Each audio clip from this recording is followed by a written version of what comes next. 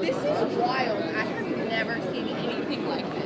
At Tampa International, we find holiday colors in the one place no one wants to see them. Yeah, I don't know where my luggage is. And those delays and cancellations mean travel nightmares for many.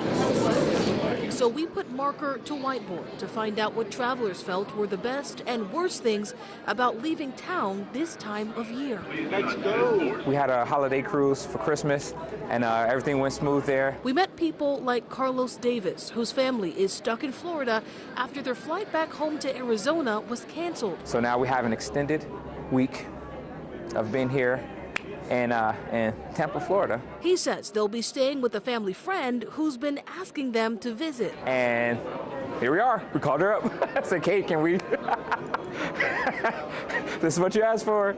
Newlywed Matthew Christopher says his holiday started off nice. The best is obviously going back to see your friends and your family and doing the festive things. But it ended in a bit of a nightmare. It's my wife's birthday and our first honeymoon as a married couple, and we don't have our bags. I'm Rochelle, by the way. It's very nice to meet you. Same here, Sonny. And then we met Sonny Ferriolo, who drove back down to the Bay Area after a connecting flight in Louisiana was canceled. Got here 5 o'clock yesterday morning, back home. A second canceled flight Monday means he's officially missed a holiday gathering with all of the family. And he says he's now waiting to grab his bags and hit the road again so he doesn't miss another important date out west. My daughter's getting married New Year's Eve. So the only way I'm going to guarantee to make it there, I'm going to go get my car, put my bags in, and I'm going to drive to Phoenix. In Tampa, Rochelle Oline, ABC Action News.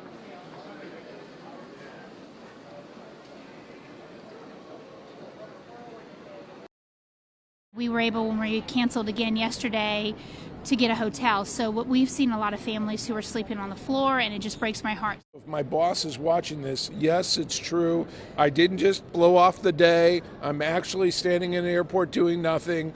And I do have a ticket, and I hope to come to work at some point in my life. The part that's really unsettling is the fact that we didn't start getting alerts until this morning. I happened to just check last night because I just wanted to make sure that I was checked in. Obviously, that's when we found out, rushing to book other flights. I'm going on Delta right now to try to get there at the exact same time and having to spend $700 on a flight.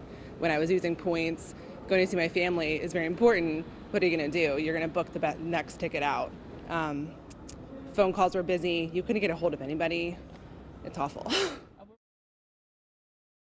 Well, we came to New York City to be there for Christmas, just us two, and then we decided to travel back home to see our son in Vegas, and flights got canceled, and they told us, hey, you want to hop on a bus to Atlanta for a 14-hour drive, and so we did it. What was the alternative? Wait in New York City for 6 days. Now we wait. They said, well, we're not going to rebook you. You're responsible for rebooking yourself, so no vouchers or anything, so it's either $500 a night in New York City or come here. I'm frazzled and fried. I have no clothes. My luggage is still here, so I never got to give anyone presents. I don't have any luggage. I have a toothbrush and deodorant and gum, and this is it since Friday. It's a story that plays out like a Christmas movie. Titus Converse, trying to get home to Sacramento Friday, finds himself stranded in the Phoenix airport as a flight delayed becomes a flight canceled. There's nothing on the website that says that there's an available flight. Everything's not looking good. He's not alone. The lines of people trying to rebook their canceled flights grow by the hundreds. The line felt like Disneyland without the fun.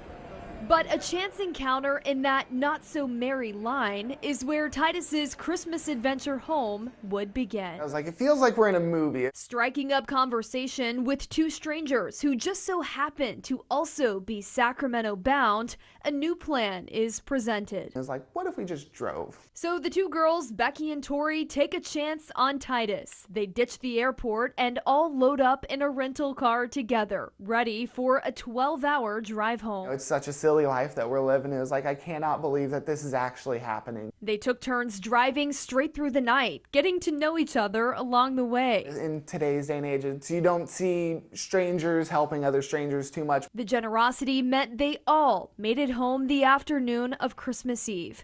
Titus, glad to see family and to carry on Christmas traditions, like fresh-baked cinnamon rolls, admitting the little things are a bit sweeter this year. A story that I'll never forget, a Christmas Eve I'll never forget.